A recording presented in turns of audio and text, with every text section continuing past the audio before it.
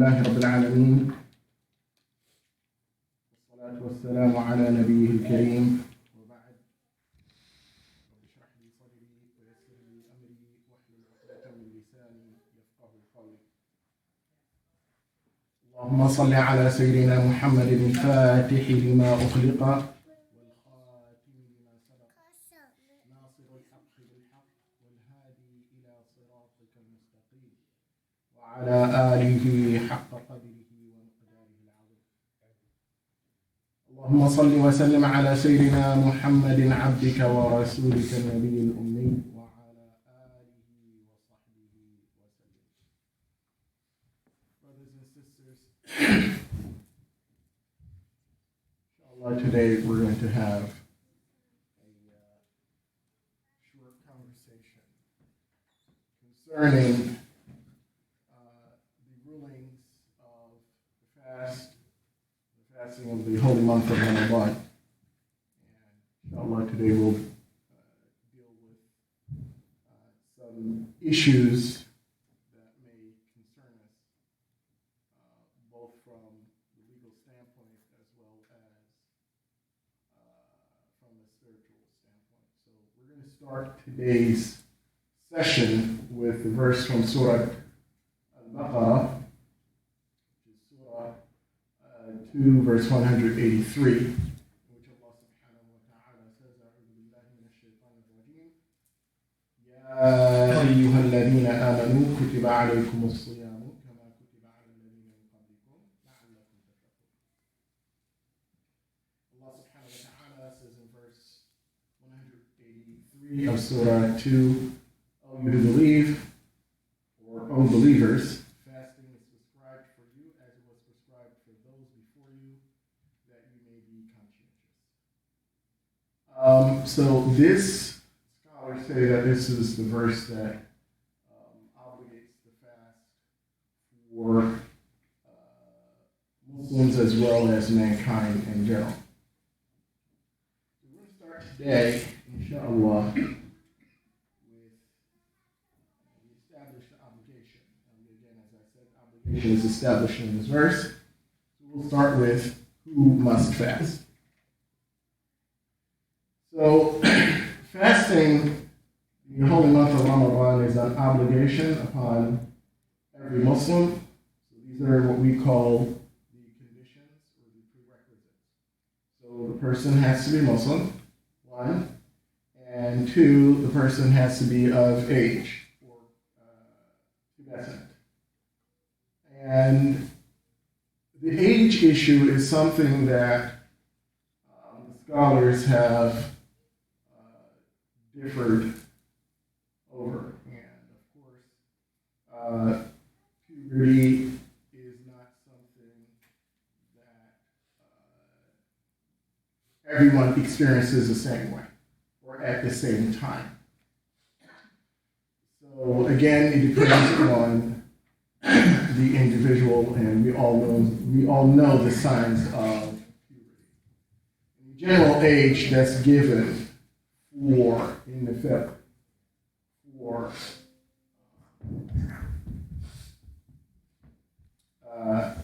puberty, or the beginning of puberty, the beginning stages of puberty, is anywhere from 12 to 15. Some say as late as 18.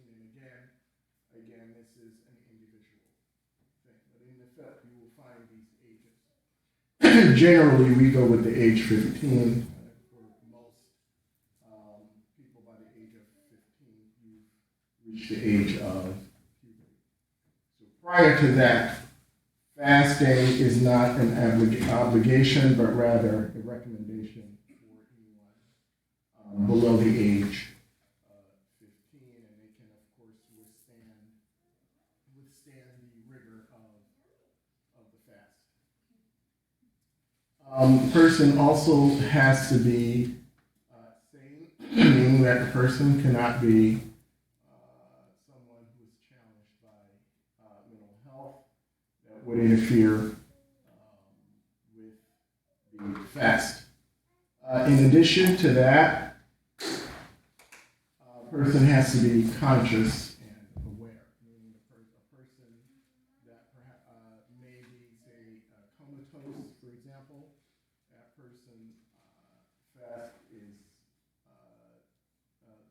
obligation of the fast is lifted. So these are the individuals who are required to participate in the fasting of the holy month of Ramadan. So, and as I go today, inshallah, the way I would like to proceed is that once we cover a topic or a subject, you feel free, if you have a question, you may ask a question, inshallah. Hopefully you won't ask me a question on something that we haven't yet covered.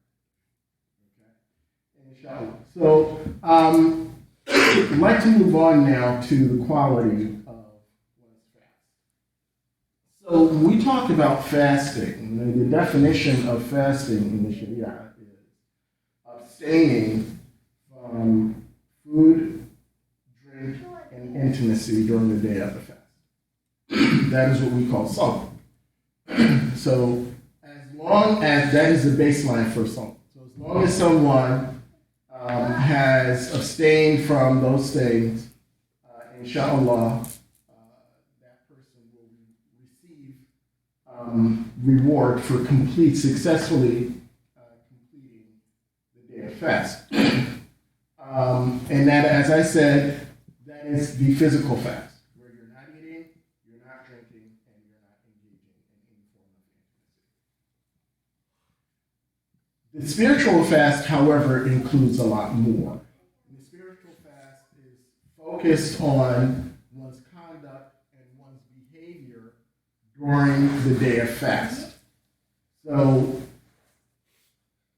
Muslims are encouraged, and it is, again, in the madhab, it is sunnah, to abstain from poor conduct, from objectionable behavior that includes, not limited to, false testimony, lying, slander, backbiting, stealing, using bad or offensive language, as well as various other forms of poor conduct and behavior.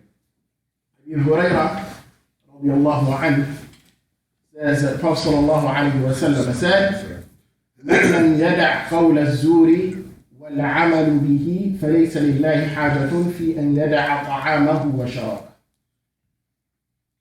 So the Prophet ﷺ is speaking directly in reference to one's conduct and behavior during the fast. He says, whosoever does not abandon falsehood in speech and action, meaning that you don't lie, you don't willingly lie, you don't engage in plotting and planning against other people, you don't engage in that type of behavior, or whoever does not abandon these types of behavior, that Allah subhanahu wa ta'ala has no need for you to leave your food and your drink. In essence, the value of your fast is considerably, significantly affected and impacted by your conduct and your behavior during the day of the fast. And there are several hadiths with regards to specifics. To a person maintaining their composure and not losing their temper during the day of the fast, where the Prophet ﷺ tells us that if somebody comes at you the wrong way, in essence, if someone calls you a name or tries to draw you into some fitna, then you should remind yourself, فَلْيَقُلْ إِنِّي صَائِمٌ, so when you say that I am fasting, that's not for the benefit of the person, not for the benefit of the aggressor. That's for your benefit. That's for you to remind yourself to maintain your composure. That you're fasting. That you have a lot to lose. So making sure that we are on our best behavior fasting day is of great benefit to us, Ramadan is a perfect or the perfect opportunity for us to change our behavior. It's like no other time during the year. It's an opportunity for you to be on your best behavior and to establish those healthy spiritual habits that hopefully, inshallah, you will adopt and carry out throughout the year. Prophet ﷺ will share this hadith with you, although the hadith is not related at all to the fasting of the month of Ramadan. This hadith has nothing to do with Ramadan, but has to do with the everyday life of a Muslim and how a Muslim should strive to conduct themselves. Abu Hurairah radiallahu anhu says that the Prophet ﷺ said, قاربوا وسددوا واعلموا أنه لن ينجو أحد منكم بعمله قالوا ولا أنت يا رسول الله قال ولا أنا إلا أن يتغمدني الله برحمته. Abu Hurairah radiallahu anhu says that Prophet sallallahu alayhi wa sallam said that we should remain steadfast, focused, and balanced in our approach to spirituality. And know that no one will enter the garden simply by their deeds alone. No one. When the Prophet ﷺ made this statement, the companion said, surprisingly, not even you, O Messenger of Allah. And the Prophet ﷺ said, not even me, unless Allah subhanahu wa ta'ala engulfs me with His mercy. So, Jannah is not a right simply because I live an exemplary life. Allah subhanahu wa ta'ala does not owe us anything. So, you being on your best behavior, you doing your best, that's for your benefit, does not benefit Allah subhanahu wa ta'ala one bit. He's not in need of you, you are in need of Him. So this is a reminder for all of us that, changing and committing to that change, committing to being the best person that you can be, committing to being the best Muslim that you can be, is a benefit to you. It's a benefit to you and you alone. That on the day of judgment, when you meet Allah subhanahu wa ta'ala, He will look upon you, inshallah, more favorably. He'll look upon you more favorably with an eye of compassion, which He subhanahu wa ta'ala is Ar-Rahman Ar-Rahim, as He describes Himself in the Quran. Often. So as we approach this month, the healthy habits that you will hear consistently reinforced throughout the month. Okay, all of the suggestions of doing things that are spiritually beneficial to you. We should make it a point to increase those habits and to make sure, inshallah, that one, we are focused, and two, we remain balanced. Balance is a key word because you engaging in worship and it's one of the reasons why it is prohibited for a person to fast every day. There's no balance in that. Okay, you can't fast every day. You don't abuse yourself. And you don't neglect yourself, nor do you neglect those you are in charge of. That's prohibited. That's why we're called to being balanced in our approach to our ibadah. So Ramadan, as I said, is a great opportunity for us to improve our relationship with Allah subhanahu wa ta'ala. So we begin our fast. And inshallah this evening, all of us will do what we are required to do as we approach this blessed month, which is we will make our intention. And making your intention is an obligation across the madahib. It's called, the technical term is a tabyid, which basically means that you make your intention the night before the fast. You make your intention the night before the fast. And that's called, again, a tabyid. So in the madhab of Imam Malik, it is permissible for you to make your intention the night before the first of Ramadan for the entire month. You're making your intention the night before for the entire month. In the other madahib, you have to make your intention every night before the next day of fast. That's in the other madhab. In the madhab of Imam Malik, it is permissible for you to make one intention for the entire month, provided that your fast is not interrupted. What do I mean by your fast being interrupted? That means something happens. If life happens, you get sick. We're going to talk about illness and what's allowable as far as breaking your fast, as well as life happening for women in those circumstances that allow or require one not to fast. So provided that your fast is not interrupted, that single niyyah is sufficient for the entire month. If your Ramadan is interrupted, once you resume fasting, if you're able to resume fasting, of course, you have to go through the process of affirming your niyyah for fasting or completing or resuming the fasting of the holy month of Ramadan. And again, as I said, that is called at-tabyid. Prophet sallallahu alayhi wa sallam said, "Man lam yubayyit as-siyama qabla al-fajr, fala siyama lahu."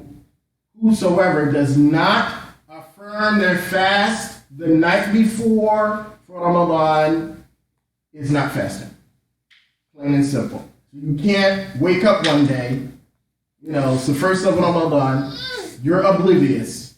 You wake up, oh, I'm fasting. That's not how that works. You can't do that. That fast is invalid because there's no niyyah. The same way you can't, and many of you have heard me say this before, especially those of you who have taken my fiqh class before, you can't go through the motions of wudu and expect that that's somehow wudu because إِنَّمَا الْأَعْمَالُ بِالنِّيَّاتِ.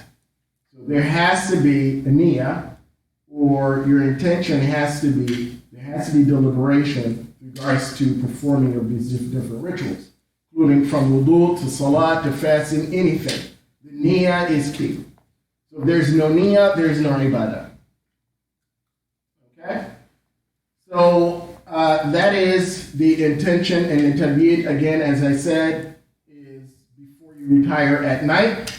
And when you wake up in the morning, you're in Ramadan mode, so to speak. Again, you've declared that you are fasting the month of Ramadan, and inshallah, that is good and sufficient for the entire month. You don't need to every night say that or place your intention to fast the next day. And again, as I said, that is according to Imam Malik. As it relates to the beginning of your day and the ending of your day of fast. The beginning of the day of fast, of course, begins at Fajr and ends at Maghrib. So it is sunnah for you to allow yourself as much time as you need up until Fajr to eat. It's not recommended that you eat 2 hours before Fajr. That's not recommended. It's recommended that you get as close to Fajr time with your sahur. That's the sunnah. And it is also sunnah when you're breaking your fast that immediately when Maghrib comes in, not before, that you break your fast. And actually, it is prohibited for you to extend your fast beyond Maghrib. You're not supposed to do that. Once Maghrib comes in, you're supposed to break your fast. So it's called ta'jeel al-fitr, or expediting your breaking of fast. So that's something that Prophet ﷺ said that as long as his ummah expedites the taking or the breaking of the fast, his ummah is in good shape or good condition, because again, you're following the way of the Messenger sallallahu alaihi wasallam. Now, as it relates to owing days from previous Ramadans, which again, this is a question that I anticipated because it's asked every year. If a person missed days from previous Ramadan, and for whatever reason they were unable to make up those days, or they simply did not make up those days do not go away. Those days are still owed. So at that point, not only do you owe those days, but in addition to you owing those days, you also owe a fee for each day that you've missed. There are people, or circumstances rather, where if you miss a day of fast, you may not necessarily require or be required to feed. Now, if you, for some reason, if you missed last Ramadan, you missed a day, 5 days, 10 days, and you were unable or failed to make up those days, and the reason why you missed those days, you weren't required to feed, you are now required to feed. And if you were required to feed and you failed to feed, then of course, then you owe 2 feedings and not 1. Because 1 isn't sufficient. The first feeding, of course, is for why you missed the fast. The second feeding is for you waiting until time expired for you to make up your fast. So in that case, if you already owed a feeding and you didn't find a way to do that, now you owe 2 days. And I pray that's clear to everyone. Is that clear to everybody? Yes,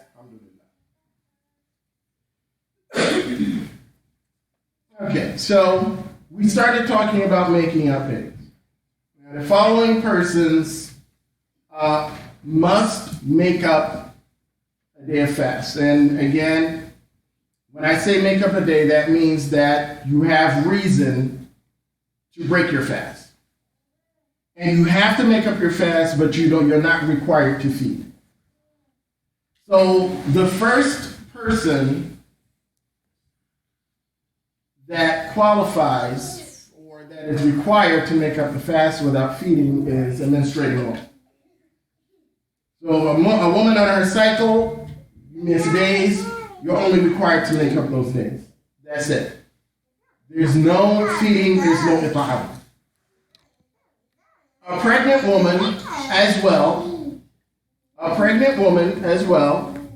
is not, according to Maliki Madhab, is not required to make up days if she chooses not to fast for fear of her health. However, it is recommended that she feed. She's not required, but it is recommended that she feed. Yes. So a woman who is an expectant mother, Maliki Madhab, can opt not to fast if she fears for her health and the health of her child. She's required to make up the day, but she is not required to feed. It is recommended, however, in the madhab, as Imam Malik says, that feeding is preferred to us, which means that feeding is a recommendation. So if the question is asked, if I'm with child and I choose to break my fast, which is a valid reason, am I required to feed? No, you're not required to feed, but you should feed. Okay? That is the preferred position in the method. That is preferred for an expected mother to feed. And again, understand, if you don't feed, then you owe nothing. Okay? If you don't feed, then you owe nothing, except for, of course, making up that debt. When I say you owe nothing, I'm specifically referring to it'am or feeding. Okay? Yes. Can I just push up just a bit further? So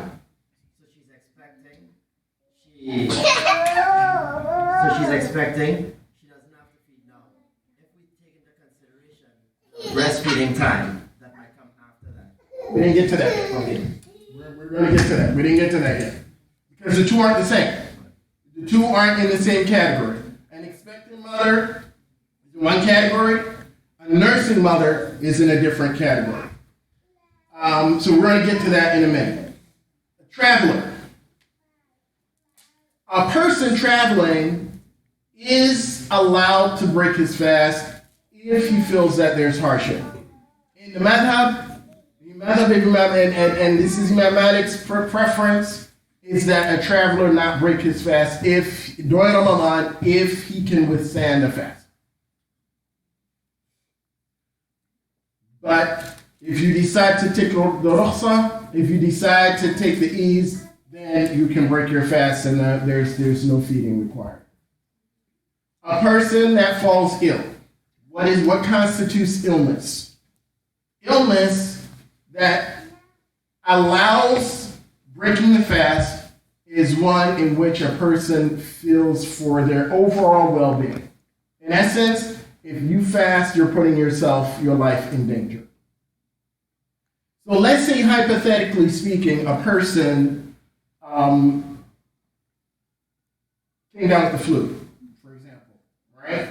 And we know that absent a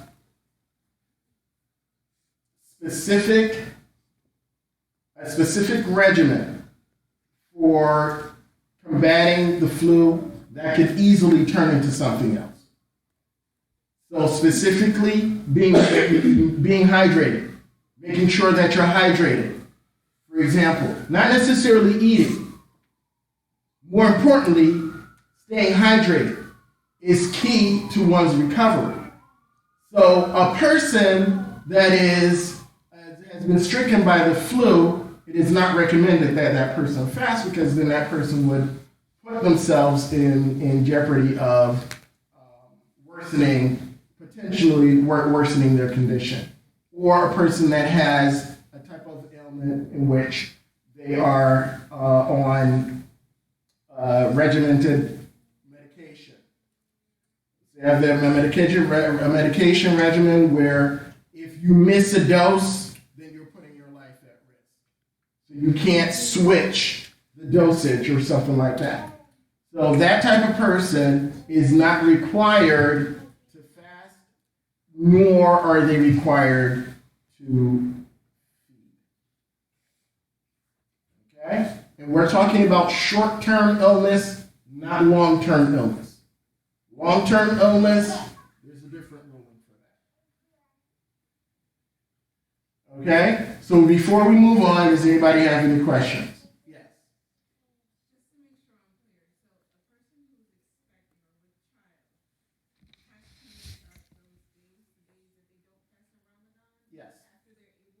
Yes. Yes.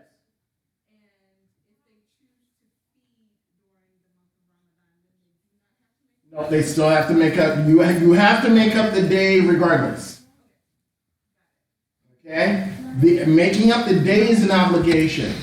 The feeding is an option. It's a let me rephrase it. The feeding is a recommendation. Yes. We're about to get to that in a minute. Anyone else? Okay. So the following people have to make up and feed. Okay? So those people include a nursing mother. So a nursing mother who opts not to fast for whatever reason, if she feels that the fast will impact her health or the health of the child, then she is allowed to break her fast. However, she has to, of course, has to make up the day, and she has to feed one person for each day missed. That's that's a requirement. So if a mother opts not to fast, making up the day isn't sufficient. You have to make up the day as well as feed. And again, this is a method of mathematics. So there's a clear difference between pregnancy and post-pregnancy. So pregnancy, you can break your fast. You're not required to feed. Post-pregnancy, you can break your fast, but you are, in addition to making up the day, you are required to feed. In addition to a nursing mother, a person who is, and I'm not going to use it, a person who is ill, who's terminally ill, a person that has an illness where there's no hope for recovery. In essence, meaning that their condition isn't going to change, so that no amount of medication will reverse their state. Okay? So in essence, a person that takes medication to manage and maintain or manage his or her condition, and fasting would cause catastrophic harm. That person is not required to make up any days, obviously, because they can't fast, but is required to feed. So let's say a person that is diabetic and cannot fast.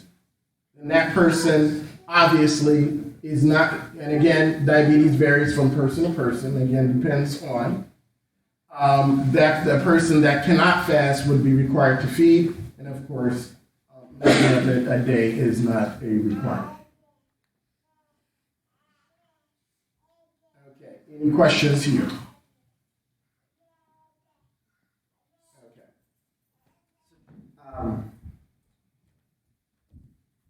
So just because I'm just looking at the potential continuation of how this might be, right? So she's pregnant, then a year later when Ramadan comes back around, she might be breastfeeding.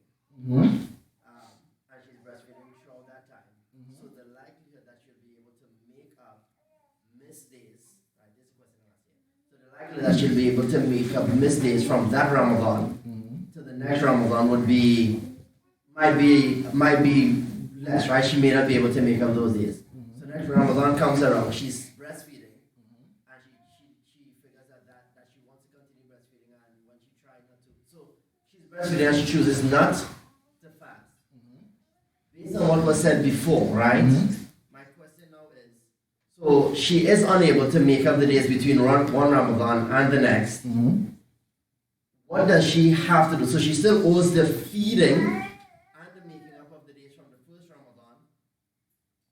No, she still owes the fast from the making up of the days from the first Ramadan. From the second Ramadan now, she owes the days and the feeding. Does she now need to feed too, since she missed fasting in between? Okay, so let's say that Ramadan came around at the beginning or the middle of her pregnancy, and by the time she delivered and began nursing, then Ramadan is here again. I'm assuming that's your question. Yes. Then there's no penalty there. What she would owe would be for the time that she takes off, or the not fasting, or taking advantage of the rukhsah, or the ease when she's nursing only. That's when she would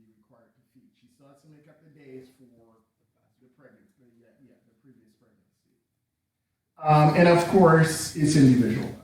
So if a person, if you know your body, and you know whether or not your fears are real or perceived. I'm not a woman. So I'm not even going to go there as far as telling anybody what's real or not. But spiritually, what you don't want to do is put yourself in a position where you have a whole lot to do, because that can get out of control. That can get out of control where you have months and making up, and you have life going on, and making up isn't always easy. So use your better judgment with regards to what decisions you make, and make sure that you're doing what's in your best interest, physically and spiritually. Yes. Go ahead and fast even though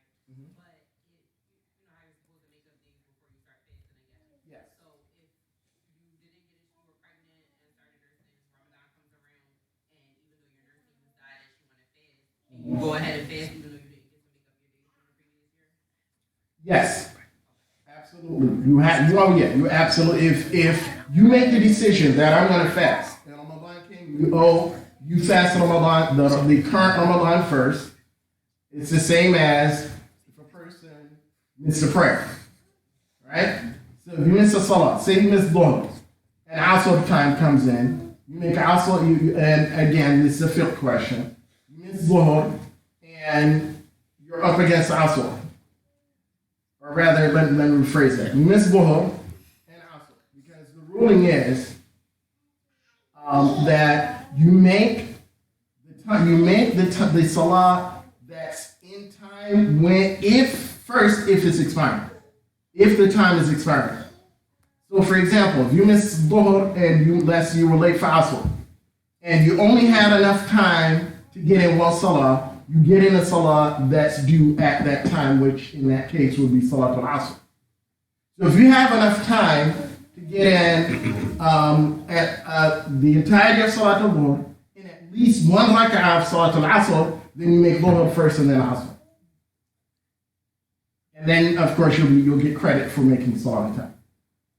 When it comes to Ramadan, of course, if Ramadan comes in and you have time owed, then you fast Ramadan and make up after Ramadan is over.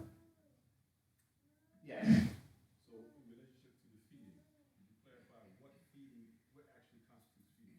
Is that giving someone a whole meal, buying them groceries, dates? What does that constitute? Okay, so then I'm glad you asked that question. So the it'am or the feeding is giving someone enough for a meal. In the fiqh, measurement or the description is what is called a mud, which is basically 2 handfuls. So 2 handfuls is what is called a mud, right? 2 handfuls of what? In the past, 2 handfuls of dates, 2 handfuls of rice or something like that, or something comparable would be sufficient. That's back then. Now, if I give somebody a handful of dates, that's like 2 handfuls of dates, they'll look at me like, what am I supposed to do with this? And although that may satisfy hunger, that is not the standard by which we live today. So whatever the standard is as far as a meal is concerned is what you are required to provide. And there's a base standard. There's a base standard. An average meal. The average meal costs somewhere between $7 and $10. So whatever that looks like, and money does not suffice, so you cannot give somebody money where they have to actually go out and do something on their own. You can't do that. Now, the question is, can I provide a person with the fixings for a meal? Yes, you can provide the person. Nobody says that you have to prepare the meal, so the meal does not necessarily have to be prepared. But it has to be something that the person can eat without going through a whole bunch of stuff. Okay? And you have to absolutely know the person that you're giving to. So if you decide that you're going to give to a homeless person, a person that does not have the means to prepare a meal, why would you give a person that does not have the means to prepare a meal, right? The fixings for a meal. So I'm going to give you, some rice, some raw vegetables, some raw meat. Here you go. Knock yourself out. That's an insult. What am I supposed to do with that? I can't do anything with this. So if you have to know who you're giving or who you're feeding. So if you're feeding someone that has the means to prepare, then you can give them the ingredients. If you're giving someone that clearly does not have the means, then in order for you to fulfill that obligation, it's best that you give that person something that is ready to eat. Yes, Sister Nala, then.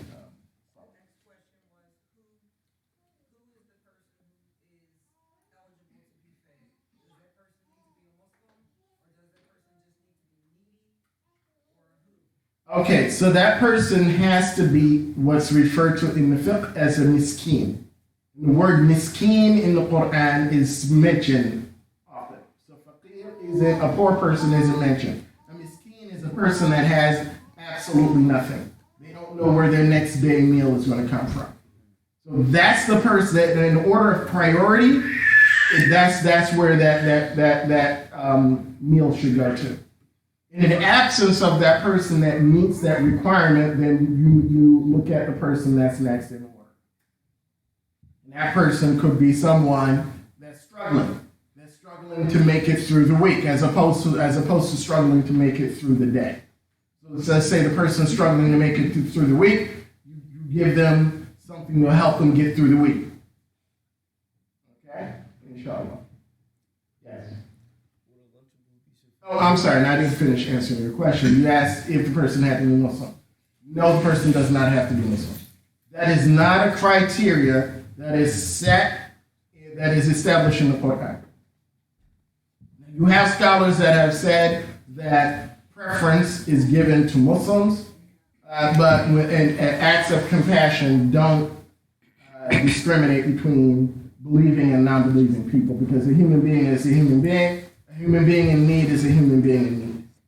If the person is in need, they qualify. Yes. Like a Lunchables or like a TV dinner be sufficient? A TV dinner is not sufficient because, again, that would require heating and all that other kind of stuff. For a person that does not have the means. Now, if a person has the means and they have a microwave or something like that, then yeah, you can give them that. Now, Lunchable, I don't know about that. That's like some crackers and cheese and a couple of slices of apples. That's like a tease. And that amount, again, if I were to give somebody, and it's a good question, if I were to give somebody a Lunchable, right? And granted, the person may not have anything, but I'm hungry, that's not what you would eat for dinner. So would you eat a Lunchable for dinner? No, you wouldn't eat a Lunchable for dinner. So why would you give it to somebody else for dinner? You understand? So you should give as your sadaqah. This is sadaqah. So the fidya, I'm sorry, not the fidya. The it'am is sadaqah. But you give it, you wouldn't get the quality is the same quality that you would want to receive from somebody. So if you would look at receiving something that was less than, you would look at it and say, what is this? Then you shouldn't give it to someone else. Yes. So for the person who is permanently ill, who will never be able, so whoever is in that category will not be able to make up their fast, if they decide to feed, would the priority be that for each day that they are unable to fast, that they feed, they do the term on that day itself? Yes, and so for a person that cannot fast, and old age, again, it factors into that as well. So if a person is elderly and fasting is too much for them, they do not have to fast, but they should feed. And if they cannot feed, then they don't have to do anything. Likewise, if a person is ill and they have an illness where they can never fast, they should feed. But If they cannot feed, if feeding is a hardship, then they owe absolutely nothing. And yes, Ramadan is a month of struggle. So everything isn't going to be easy. So simply because a person isn't fasting doesn't mean that all I have to do now is write a check. Right? Or go on Uber Eats or Postmates or something, or Grubhub or something like that and place. That's like, no, you can't do that. So there has to be some effort offered by the person that this exemption is extended to. You got to put forth some effort.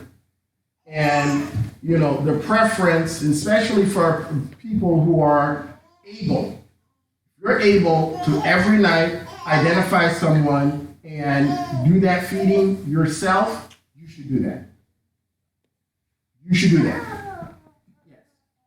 What about feeding on someone else's behalf who can't fast? Someone who's terminally ill, who has maybe the monetary means to do it. But then physically they can't do that, then absolutely you can do that. Yep. You can absolutely do that on say yes. That can be delegated to someone else. So if you can't cook, can you buy cooked food to give to the person? Absolutely. Absolutely.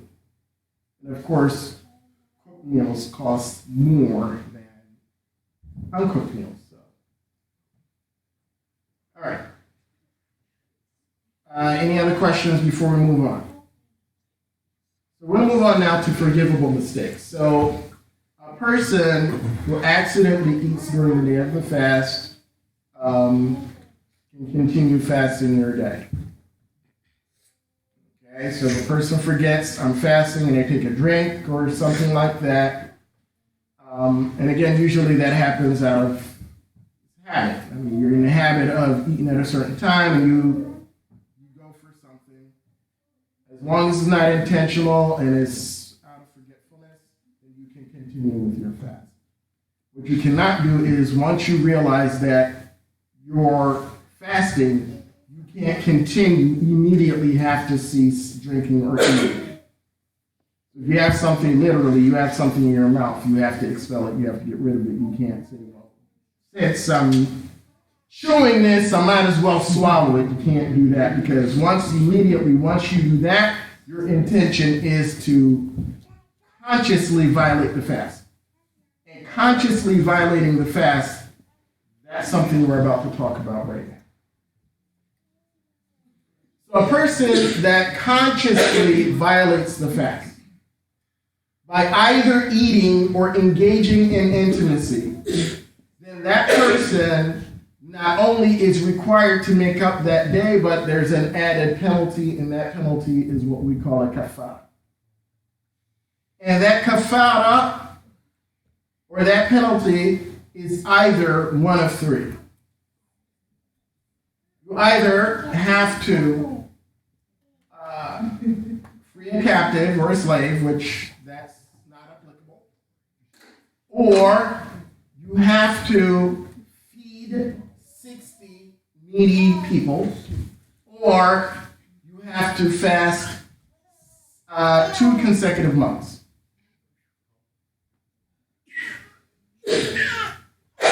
So it's one of the three, but you have to do one of the three. So if a person feels that, fasting 2 consecutive months is tough because there's no taking a break. You can't say, well, I have to fast 2 consecutive months, but I reach day 32 and I'm like, I need a break.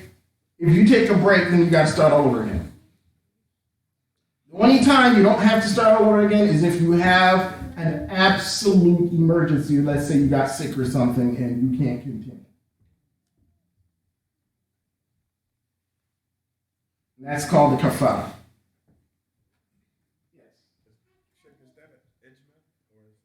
With regards to what? Violating, intentionally violating the fast, that's ijma. No.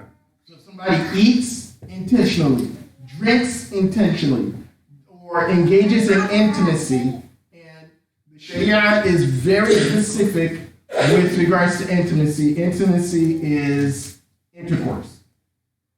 So anything that does not lead up to intercourse, that there's, that's a gray area that should absolutely be avoided. But the penalty is. The penalty itself. Is an intimate. No, it is acknowledgement. Yes. Yes. Yes. I'm sorry. Somebody else said. Was it you that had your hand up? Medina? Yeah. Okay, go ahead. What is the time frame on that? What the Like this, say if you're feeding 60 people, you have to feed them all at one time, or Oh no. For every day you have to feed one person. See, because a person that has the means to feed 60 people at once, that's like I said, you know what, let me get all this stuff, get this out the way and keep it pushing. So the person doesn't feel the impact of the kafara or the penalty or the expiation, which is meant for the person, the violator, to feel the impact of that. So for a person that has means, you don't feel the impact if you're wealthy and all I got to do is let me order this and I'll go and I'll deliver it, bam, bam, bam, I'm done and I keep it pushing. That's not you feeling the impact. You feeling the impact is every day you have to do the same thing for 60 days. So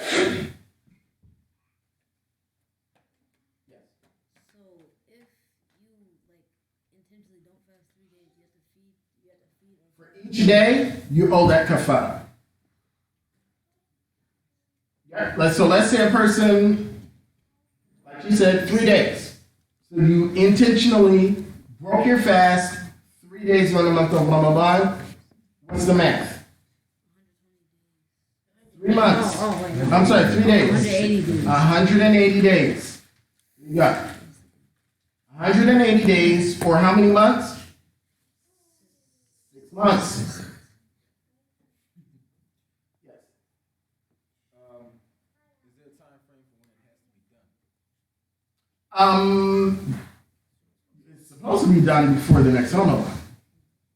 But I mean, again, if that's missed, then that falls into the category of something that was supposed to be done and wasn't done, and then there's a penalty for missing that deadline. The deadline, of course, is coming up next Ramadan. For each day missed, you would have to feed a person.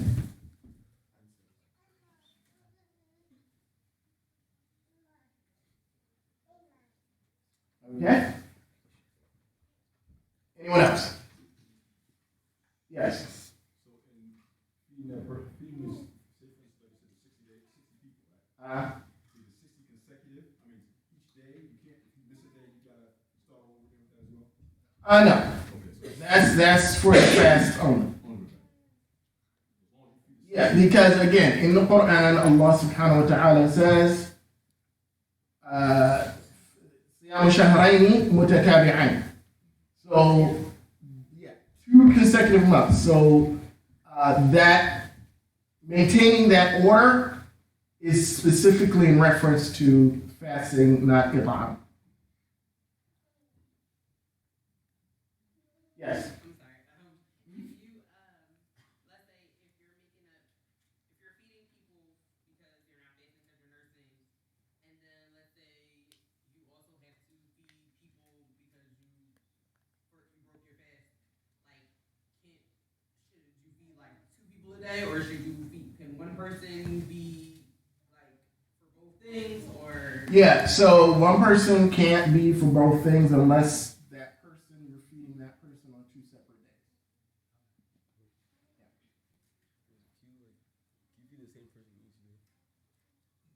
Yeah, you can feed the same person each day if that person qualifies, absolutely. Okay, yes. Is it better to find different people? Uh, Find different people to feed every day? well, yeah, I mean, but that would be a challenge. I mean, yeah. But if you find someone that qualifies and you're the only one that's feeding them, then it's preferred that you probably stick with that.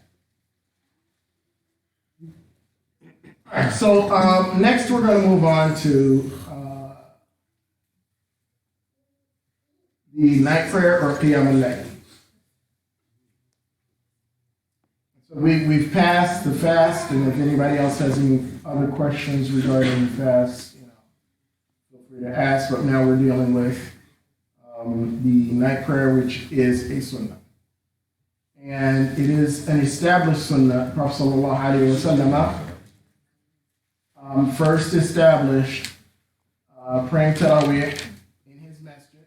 He did it for some time, and then he abandoned it. And the reason why the Messenger sallallahu alaihi wasallam abandoned praying Qiyam al-Layl or Taraweeh in the masjid is that he feared that his community would be obligated, that it would become an obligation for them to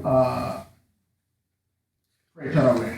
That Taraweeh would be added during Ramadan as an obligation. And this is Messenger sallallahu alaihi wasallam thinking out of compassion, not necessarily him forecasting that this is going to happen, but him realizing that if this were to happen, that this would be a hardship on his community. So during the Khilafah of Umar ibn al-Khattab, he reinstituted the praying of Taraweeh in the masjid. And it's been done in Muslim communities ever since. So a person may ask, well, did Umar ibn Khattab radiallahu anhu have the authority to institute the praying of Taraweeh in the masjid? The praying of Qiyam al-Layl is a sunnah, period, and everybody's in agreement with that. And actually, no one's in disagreement with regards to praying in the masjid. Okay? So you have ikhtilaf with regards to some say that it's preferred for you to pray in your home, and they are the minority.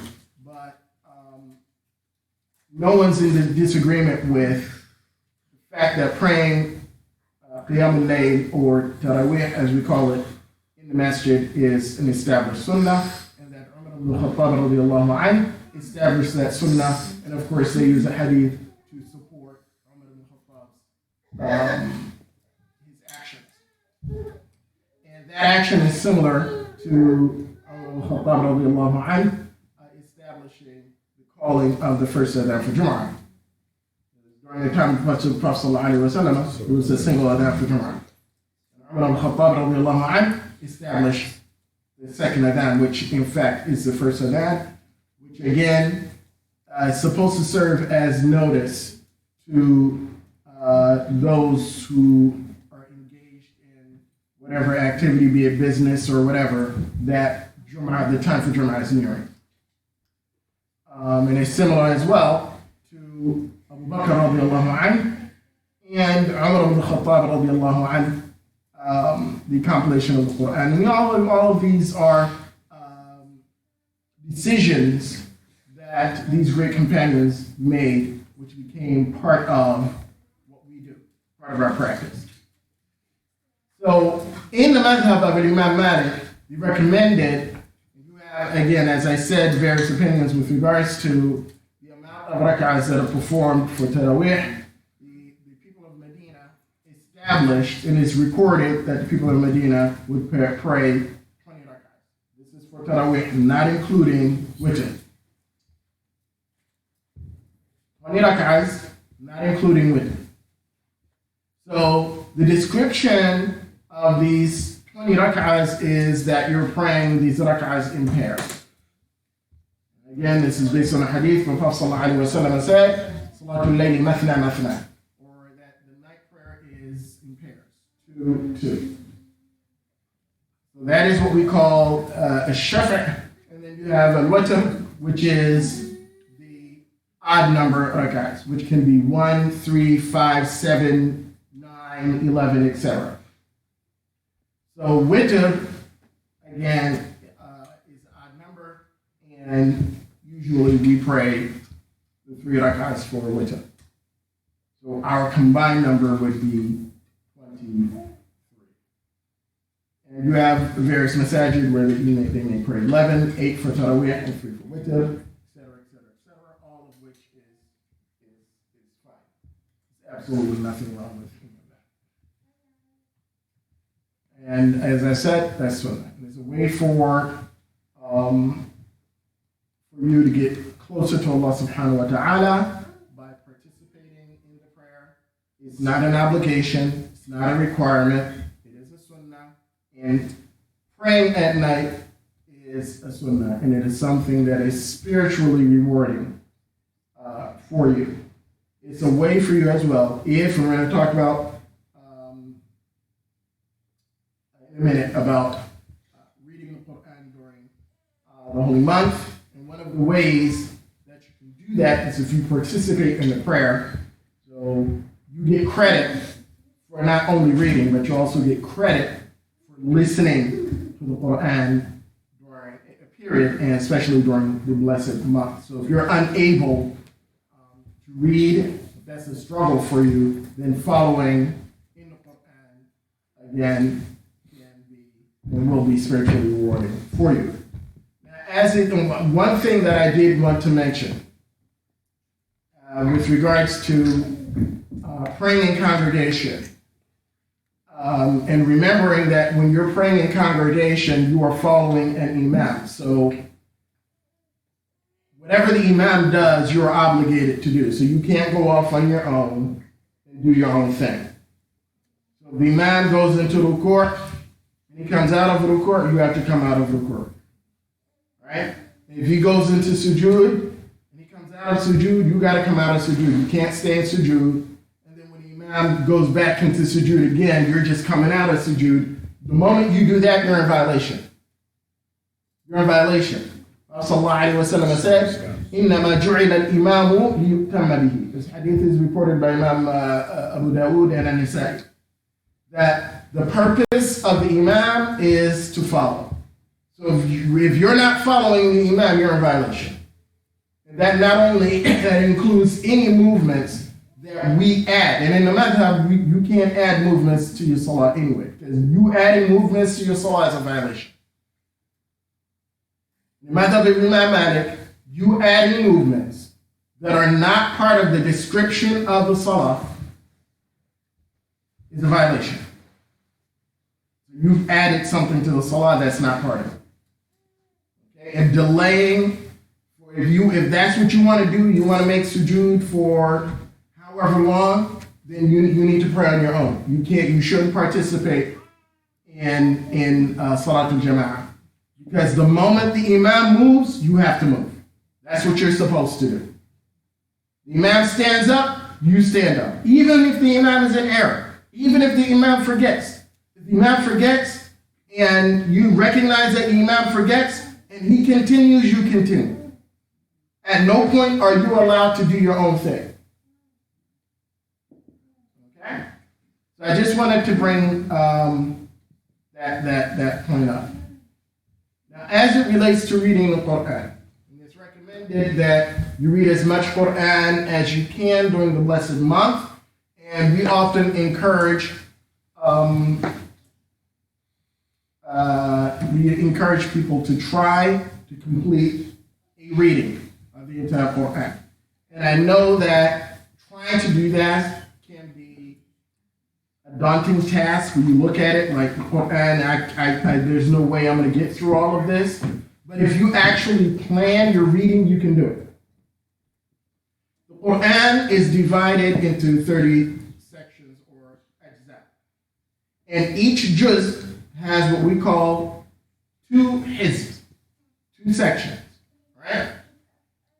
If you were to read a half of a hizb, and that is marked in the Quran, on the side. On the side, it's marked where the quarter mark is, the half mark of the hizb is, the 3/4 mark of the hizb is, and where the new hizb begins. If you were to do a half a hizb, let's say after Fajr, and a half a hizb after Dhuhr, a half a hizb after Asr, and a half a hizb after Isha, you would have read your juz for the day. So a half a hizb is approximately 4 to 5 pages, depending on what Quran you're reading from, which is manageable. If you feel that I don't have time to sit down and read an entire juz, which is going to be about 20 pages in one sitting, then perhaps breaking it up like that would be helpful to you. And if you're unable to do that, then do as much as you can. We know the reward for reading Quran outside of Ramadan is one thing. The reward for doing any good during the month of Ramadan, the potential for reward is endless. Okay, so we absolutely want to take advantage of that, inshallah. So that concludes today's session, inshallah. If there are any other questions before we close, feel free to ask. If not, we will close with dua, inshallah. We are praying this evening, inshallah. We're praying Salat al-Isha at 9:30 and approximately 9:40, maybe 9:45, we will begin Taraweeh. And traditionally, as you know, we do pray 20 rakats. You should plan accordingly, inshallah. All right. So if there aren't any other questions, I thank everyone for attending today. And may Allah subhanahu wa ta'ala accept your fast, accept your sacrifice, your charity, your reading of the Quran, and all the good, inshallah, that you plan to do this blessed month, inshallah. And we ask Allah subhanahu wa ta'ala that our good weighs heavily on our scales on the day of judgment. Ameen. That He accepts our fast and that He makes us amongst those who are handsomely rewarded with entry from that special day, inshallah. Subhana rabbika rabbil izzati amma yasifun.